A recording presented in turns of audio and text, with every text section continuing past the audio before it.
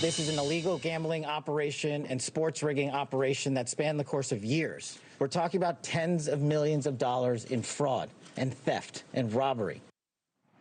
This is the perfect storm. The NBA kicked off last night, and now they have the biggest scandal in its history, perhaps the biggest scandal in sports history. A Hall of Famer and a star player wrapped up in a massive gambling ring orchestrated by the Mafia, and it comes out of a time when gambling in America has exploded. Americans are now spending almost $72 billion a year betting on sports. And sports betting is no longer just who wins or loses. It's on who makes a shot, who throws a pitch, who sinks a putt. For the NBA, who makes the first three-point basket, how many rebounds you get. You can bet on anything and everything inside the game. And that, according to this indictment by the FBI, the Mafia is now able to control those prop bets by getting actually to the players. One of the indicted today is Terry Rozier, an NBA All-Star who's earned an estimated $160 million in his career.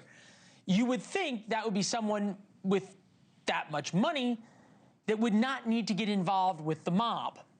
But this shows just how powerful these forces still are in America. In a moment, George Will, the man whose knowledge of sports and sports betting spans decades, with us now, someone who knows exactly how the Mafia gets to people. Robert Borelli, former member of the Gambino family, just came out with his new book, The Witness, a tale of the life and death of a Mafia madman. Mr. Borelli, good to see you, sir. Thank you.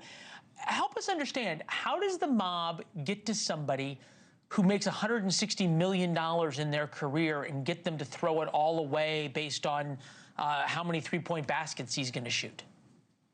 You know, my thought process for that would probably be that maybe they knew that he was a gambler.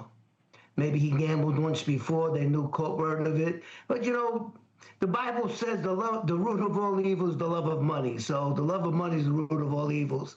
So no matter how much you make, a little bit more never hurts. So how long has this been going on, and how does the mob get involved in something that is otherwise, at times, a legal operation now that you can bet on sports on your phone no matter where you're at?